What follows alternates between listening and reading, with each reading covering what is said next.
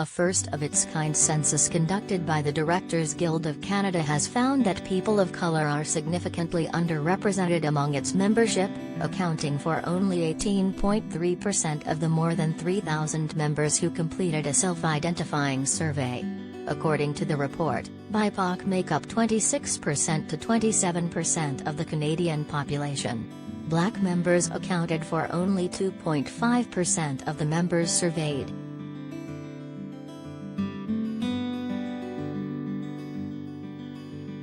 The complete results demonstrate a telling lack of diversity among the participating members, the report found, noting that underrepresentation of BIPOC communities exists within the Guild membership in all regions of the country.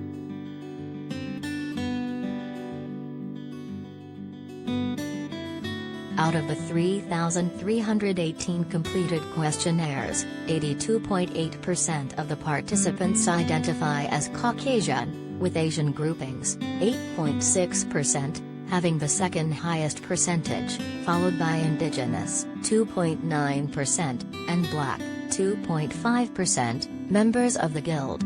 According to the report, the largest share of Black participants is of Caribbean heritage at 51.3% of members identifying as Black.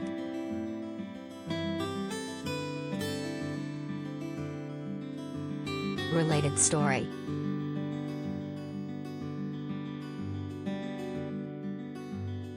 Directors Guild of Canada BC ratifies new film and TV contract.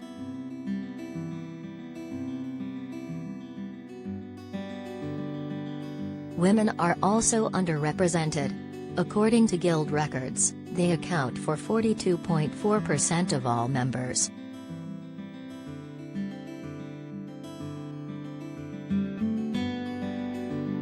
See the report here.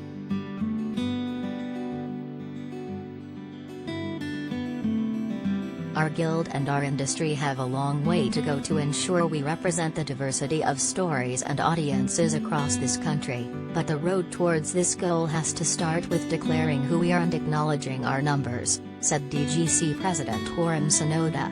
The census gives us a benchmark for accountability to tell us whether our efforts towards inclusion are getting the job done.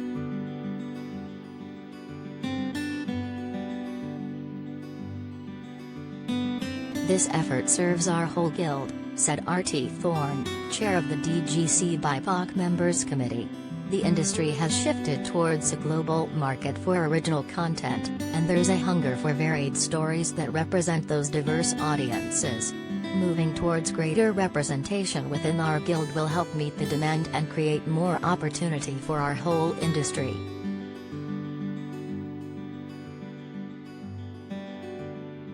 First Nations people, Indigenous people who are identified separately from Inuit and Métis people, are also significantly underrepresented in the DGC membership by nearly 66% versus the Canadian population, the report says, noting that there are not enough members to meaningfully compare Inuit and Métis membership, however both appear broadly in line with the Canadian population.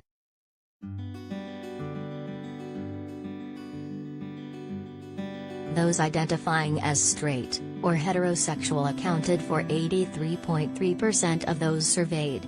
LGBT communities are well represented in the Guild membership, making up a much larger share than the public at large, the report says, noting that while reliable statistics on LGBT representation are difficult to obtain, Statistics Canada estimates 4% of Canadians identify as belonging to one or more LGBT community, rising to 6.7% among Canadians aged 15 to 24 years old.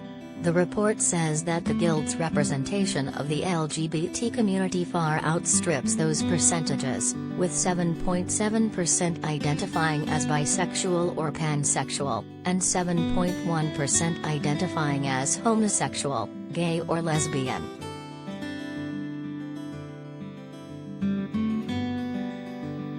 Overall, 1.8% of those surveyed identifying as transgender, non-binary or gender non-conforming, with 0.57% identified as transgender, 0.62% identifying as non-binary, and the same percentage identifying as gender non-conforming, accounting for 78 total members who identified as such or said their gender identity was not included in the options offered.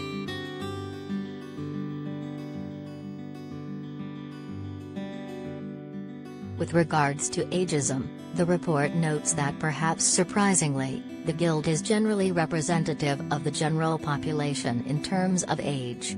Compared to the adult population of Canada, the Guild has fewer members under 25, as most lack the credits or days to join, and fewer members over 65 as most retire, but our membership is in keeping with the general population in the 25 to 65 prime working age years.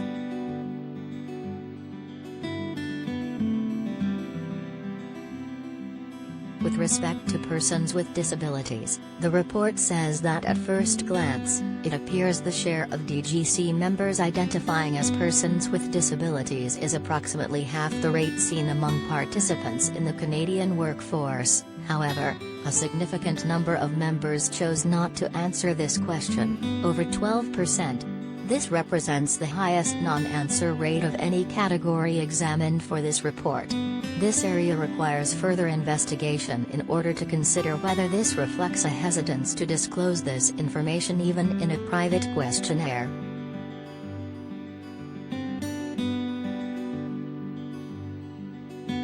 The report, which notes that this is the first full pan-Canadian, membership-wide voluntary self-identification questionnaire in the history of the Canadian film and television industry, says that it is a vital step in fulfilling several of the 5 core commitments laid out in the BIPOC Members Committee Action Plan and adopted by the National Executive Board, namely, those of recruitment, outreach and data collection and accountability.